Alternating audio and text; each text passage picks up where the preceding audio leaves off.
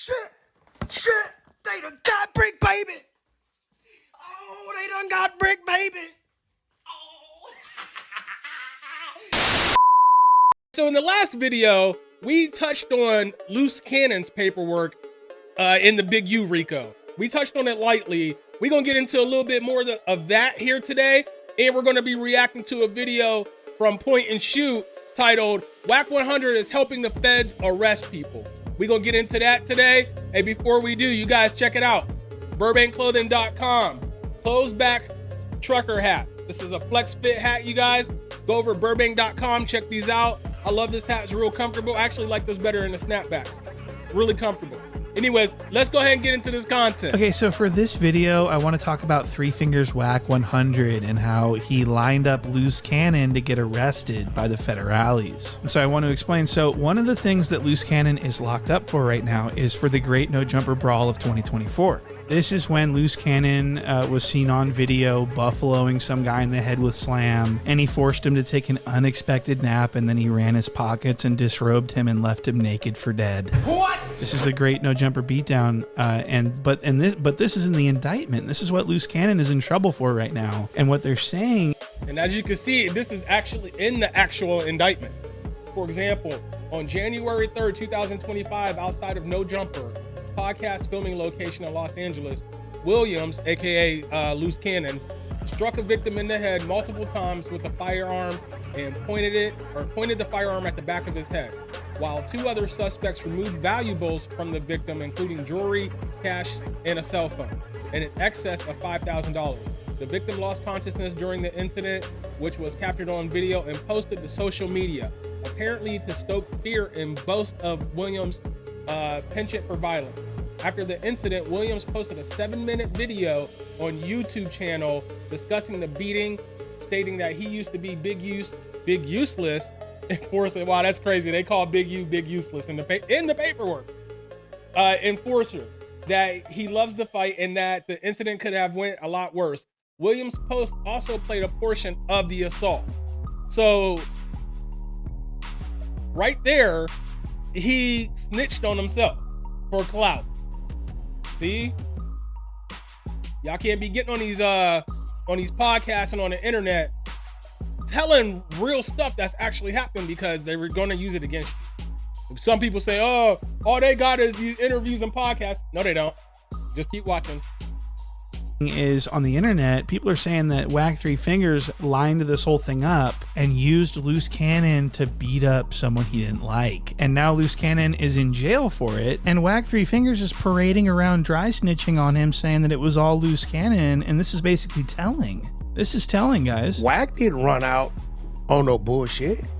Right, but the people that you invited are the ones who got involved in this bullshit. And from my perspective, this is all like a big PR thing. Because why was somebody filming before it even started? Yeah, so someone was filming before it started, indicating that it was planned. Okay, so I want to explain this entire beating. So I guess Three Fingers Wack had a business deal for a low-budget TV show with these two guys, Travis Ford and Mozzie. And apparently Wack wanted to bring the 16 in on the deal because I think he wanted the 16 to help promote the show with his No Jumper platform. So he needed the 16, so they were going to have this meeting at the No Jumper building, just the four of them, Three Fingers Wack, Mozzie, Travis Ford, and the 16 of Nashua. It was supposed to be those four, but the meeting was canceled. Mozzie canceled with Wack. Wack called me and told me not to show up. And so what happened was this Jay Reed guy, the guy that got beat up at the No Jumper facility, he showed up to the meeting anyway. He says, I'm going anyways, because he's got some business. He wants to do some business. He tells him, I'm going up there anyway, right? And so what happened was Jay Reed annoyed some people by overstepping and trying to like slither into a business dealing that he wasn't invited to. And so he was annoying Three Fingers Wack and Travis Ford and everyone. He's being a pest. And this is why people are saying that this was a setup, that Wack Three Fingers knew that Jay Reed was coming. Travis Ford probably told Three Fingers. I mean, honestly, it seemed like a setup to me. I mean, somebody just happened to be recording, huh?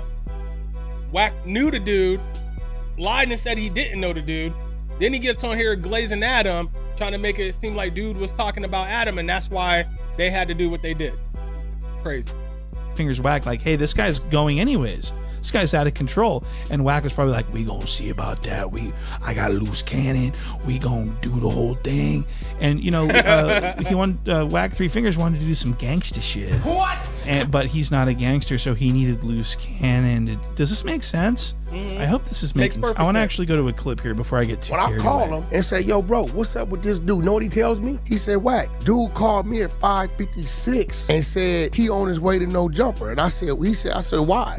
Mozzie canceled with Wack. Wack called me and told me not to show up, right? I don't know this dude. All I know is Travis Ford and my owner, number 2. That's it. I don't know this dude, right? So Wack Three Fingers says that he doesn't know Jay Reed. He's never heard of Jay Reed. He wasn't expecting Jay Reed to show up ever. But this is actually problematic because Wack Three Fingers actually did know Jay Reed. He knew exactly who he was. He's been in pictures with him. He's gone to dinner with him. Busted. He's been on the phone with him. You in pictures with him, at dinner with him, and you on the phone call with him prior to No Jumper. Man, I was just in Vegas with these dudes about 2 weeks ago. And you can see the picture up on about that, so. 20th, you see the date? There we go. See, that's everybody, right? Travis, Luce, Mozzie, Jay Reed in the back. I don't know this dude. So Three Fingers Wack actually did know who Jay Reed was and likely knew he was coming to No Jumper that night because Travis Ford was notified by Jay Reed that he was going to No Jumper. He said, Wack, dude called me at 5:56 and said he on his way to No Jumper. And so it just doesn't make any sense to me that Travis Ford wouldn't then relay that message to Wack and say, hey, Jay Reed's on his way up there anyways. It doesn't make any sense. I believe that Travis Ford did in fact do that and that Wack knew that Jay Reed was coming. And it also kind of sounds like they were waiting around for him to show up. He does what he always does. I got to get home before the baby goes to sleep. We come out here, laugh, joke, bullshit, shoot a game of pool, then we get on. But either way, this is where the story stops making sense. Listen to this. As soon as I saw them head, I say, bro, whoever that is, get them out of here. When you leave, bro, I don't let nobody in this building. If you're here and it's cool, then it's cool. Donnie will tell you, as soon as they walked in, I didn't even get a chance to see. I said, yo, whoever that is, tell them wait outside, bro. I don't know if it's some loose people or what. So when Three Fingers Wack, hey, this is he put on a master class in glazing in that interview and lying too. He's just systematically snitching on Luce Cannon, just blaming the whole thing on him. And he's like telling these lies like he didn't know who Jay Reed was, like he didn't have dinner with him the other day. Just tell him wait outside, bro. I don't know if it's some loose people or what. So when you called and said there's 2 people in the back. In the front, really. Or whatever they was at, you know my people. My people, when I get here, they're here. If you ain't here when I get here, I ain't fucking with you. So I don't send my people out. I say, Luce, whoever out there, maybe they're your people, go check. So he goes out. They motion for me to come over there. Dude is saying some shit like, motherfuckers think they all that, whoop-de-whoop-de-whoop, but when it come to this white boy, culture vulture, he get to this, all this crazy shit, right? You see, now he had to put in there like the dude was talking about Adam. So, you know what I'm saying? This is him glazing Adam. Oh yeah. So he mentioned you. So Luce had to do what he had to do to protect your honor and your name. Bro sounded like a straight hoe in this one.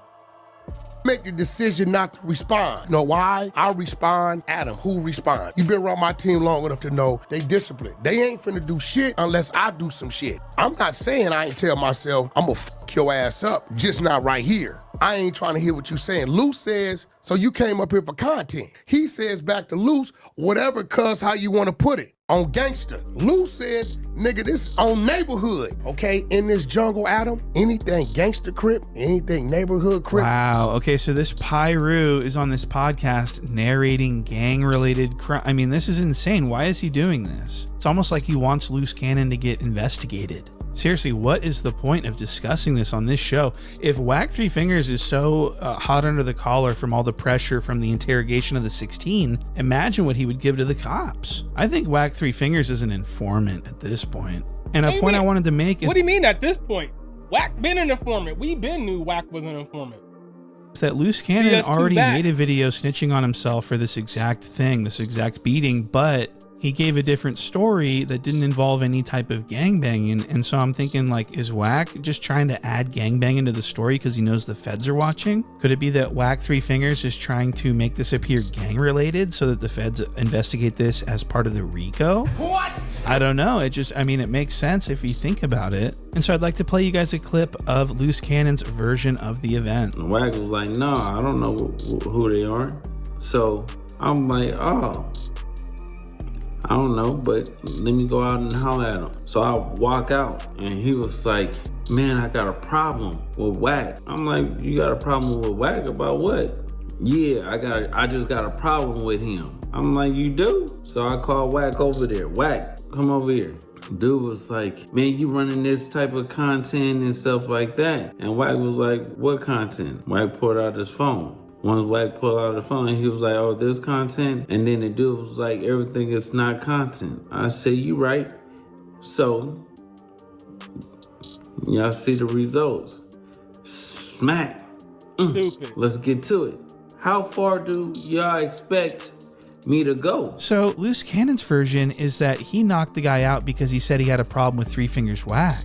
That's very interesting. So Three Fingers Wack left that part out of his version. He didn't want the narrative to be that Luce Cannon was knocking people out on his behalf. So he changed the story and said that there was gangbanging involved, and that's what motivated Luce Cannon to knock the guy out. And so this had nothing to do with any gangbanging. This was just Three Fingers Wack trying to remove himself from any responsibility. And firing on Jay Reed has absolutely nothing to do with... Exactly. Totally threw Luce under the bus, bro.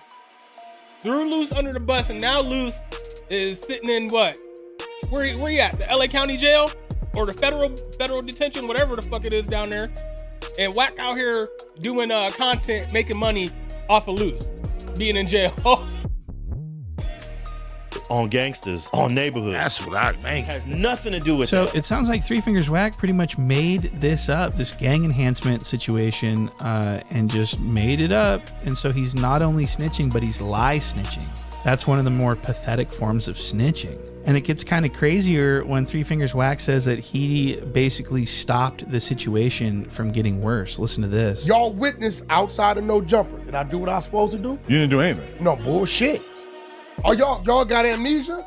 Oh, don't do that. Don't do that. Wow. So Wack Three Fingers wants credit for stopping the beating, for saying, no, don't do that. Don't do that. He only, so here's the deal. He only started saying, no, don't do that after the gun came out. What? You can clearly see in the video, Wack Three Fingers just standing there with his hands in his pockets watching the beating take place and didn't say anything until Slam got pulled out. And you're going to be able to tell when the tussle starts and when Three Fingers Wack says, no, don't do that. Listen to this.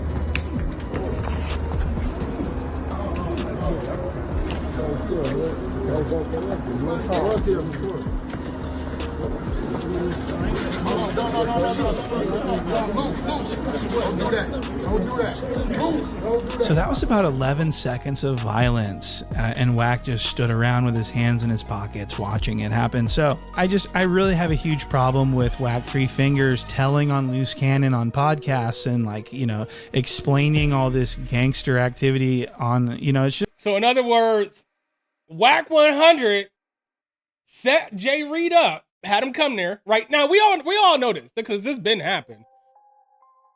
Set Jay Reed up to get his ass beat by Luce Cannon, and then totally throws Luce Cannon under the bus. Now, in Luce Cannon's paperwork, it actually says the feds had already been on Luce Cannon before this happened, before he got on No Jumper, before he got on the internet. The feds was already on him for a whole nother thing. We're gonna get into that here in a minute. Just, it's really unacceptable. He should sit there and shut the fuck up, especially because he was involved probably. He should shut the fuck up. But because of, and you know, this isn't the only thing that Luce Cannon is in jail for that Wack Three Fingers sort of lined up. The federales are actually using transcripts from a podcast that Wack Three Fingers brought Luce Cannon onto in order to get Luce Cannon to start, like, saying way too much about crimes. And this was how Luce Cannon got his start with his internet antics. This was his first, we hadn't seen, so this is the first time we have ever seen Luce Cannon was on this podcast. I took Luce and set him on the side of me. When the light hit me, I made sure it hit him. Yeah, I don't think I was that familiar with him before. Yeah, right. You So- brought him on the pod. So Wack Three Fingers just brings on this nobody named Luce Cannon and starts getting him to tell on himself and others for the sake of getting Big U in trouble, because Luce Cannon ends up implicating Big U in Nipsey Hussle's murder. Okay, so this is really insane. Look at this. But this crazy motherfucker calls me the other day. If I get some information or some content, I'm gonna fry your ass up. Yeah, I said, nephew, this content I can't present. You gotta present it because you ain't lied to me yet. He's behind a lot of shit that you've seen. You just didn't know it was him. Okay. We're gonna tell you off camera. What kind of stuff? Just some shit. He's behind a lot of shit that if you seen on YouTube, you just say no, it was him. So I know he ain't Man, no bullshit. what is going on with Wack Skin? What he got, like MRSA or some shit? Bro, that's bad. He need to get that checked out for real. Shitter. Man, listen. No, so yeah, you gotta elaborate on this shit. I got to, because at the end of the day, it's like dealing with like we about to go do something, hop out on something. Look how you looking at him. Look how you looking at him, licking his lips and shit, looking all zesty. Bro. Give you a gun that's empty. Oh, he did that to you? No, he did. Yeah, Oh, he did it to somebody else? Ooh. This nigga crazy. He really going. Honey, okay. So did you let him just take the 50 from you? You really didn't get a cut, or you waited to the next thing and just took more? Yeah. No, he avoided me. Yeah. And then, like, one day. You know why he wanted to get a dude back to 40, right? Because he was going to make dude give him 20 for getting it back. Of course. And kept you out of it. Of course. He did that to, when I did that to Meek Mills and Rick Ross. What'd you do to them? So, the club, when you sweated them in the club? Yeah. Dude, and Meek and Rick have no idea that Draw sent you at him. Yeah. No, yeah, they sent that because I called. For anybody who keeps saying, oh, all they got is the podcast, what they talk about in interviews and all that stuff, they can't convict them off that. The hell they can't. They've even put that in the paperwork. Why? Because the feds was already watching Luce Cannon. They knew about this stuff already. He went on the internet and just corroborated evidence and statements from other people. Robbery in violation of the Hobbs Act and as racketeering activity, right? According to witnesses, including victim one, and corroborated repeatedly by the wiretap and recorded meetings with Big U Enterprise members. The Big U Enterprise sets up and executes robberies throughout Los Angeles. Normally, Henley provides the target and location while the robbery is committed by the Big U Enterprise or at the Big U Enterprise's direction using Rolling 60s or other associates. The Big U Enterprise, as well as individuals who personally commit the robberies, will take a cut and then often sell the robbery proceeds or give the robbery proceeds back to the victim as a power grab and instill fear of future robberies or violence, right? Henley directs a robbery of and conspires to rob, and Robinson and Williams personally rob a marijuana dispensary at gunpoint. Williams is Luce Cannon, right? Now, I want you guys to pay attention to what this says right here. One such robbery occurred in July 5th, 2021 at an unlicensed marijuana dispensary in Los Angeles where victim one worked. Leading up to the robbery, the Big U Enterprise had been extorting victim one for years, and victim one had been paying the Big U Enterprise up to $25,000 per month when victim one was at the top of his earning capacity. Shortly before the robbery, however, victim one has ceased paying extortion to the Big U Enterprise, as victim one did not believe it was necessary or he was receiving any benefit from the payments. On the day of the robbery, approximately 11 of the Big U Enterprise members and associates, including Robinson and Williams, both of whom victim one knew well as Rolling 60s members, rushed into the dispensary armed with firearms and without masks. They demanded belongings of anyone inside and stole cash and marijuana from the store before fleeing. At one point, they demanded a Rolex watch from one of the co-owners, but at Robinson's direction, they ended up letting him keep it. According to victim one, while still at the dispensary, the robbers put victim one on the phone with Henley, who invited victim one to Henley's home. According to victim one, when victim one arrived at Henley's Arlington premises, Robinson, Williams, and other robbers were there, as were the proceeds of the robbery. Inside, Henley told victim 1, "That's how you rob yourself." Henley then demanded $10,000 from victim 1 to ensure other robberies did not occur. Henley also directed victim 1 to identify other businesses or dispensaries that could be similarly robbed and assured victim 1 that Big U Enterprise would compensate portions of the robbery proceeds back to victim 1. Don't come for me. I read out of 10. Williams later admitted to this robbery and aftermath on a podcast. On the No Jumper podcast, after stating that Williams was Henley's right-hand man, Williams explained, "So basically, he'll manipulate things. We'll go and do something, and then the same niggas we do it. Yeah, that's where they drop the M-bomb in the paperwork again. We're gonna skip all that, and we be like Williams then said that Henley would state, "Well, just going to give like 40,000 back." Wack 100, who is a rival counterpart of Henley's for the Bloods, was also on the podcast and stated, "You know why he wanted to give you the 40,000? Like, we just went over this, right?" So then they go into how Luce Cannon was bragging about getting $50,000 from Rick Ross because of the whole Meek Mill situation, right? And we're gonna skip over that a little bit. According to further No Jumper and Vlad TV segments, Henley then served the cease and desist order on No Jumper, and this podcast episode was removed from the platform, although a recording of the episode remained available elsewhere online. Williams' recounting of the robbery occurred years after the robbery of victim 1's dispensary and years after victim 1 had already recounted and documented the robbery for the FBI. So this means the FBI was on Luce Cannon since 2021, right? Before he got on these podcasts and started self-snitching, they was already on him. That's how these podcasts will get you jammed up. Down my spine watching Three Fingers Wack coaching Luce Cannon along, getting him to tell on him. I mean, this is crazy. So how is this not third-party snitching? The homies blowing me up like they just killed Nipsey. And so I'm like... Wait. You get a call from Big U telling you Nipsey... And I'm sorry, this story right here just made completely no fucking sense. You get a call from Big U saying that somebody shot Nipsey, then you claim you called Nipsey, but don't bring up that you just heard somebody shot him. Get the hell out of here. He just got killed. Yeah. You panic, called Nip. Nip answered the phone. Yeah. And you we like were just talking on regular. So it's like at the end of the day, I didn't even think about it because you don't even warn him that you got that call from dude. No, because their relationship was so fucked up. They be hot one minute, then they be cold the next minute, and then they be lukewarm. Like you and just 30 never minutes after you get out the phone with Nip, he get killed. Yeah, I got it. So you think he hit you a little too early? Yep, he hit me a little bit too early. Look, he sounds just like a crooked detective coaching a special needs kid in a murder investigation, don't he? Coercing a statement out of a special needs kid.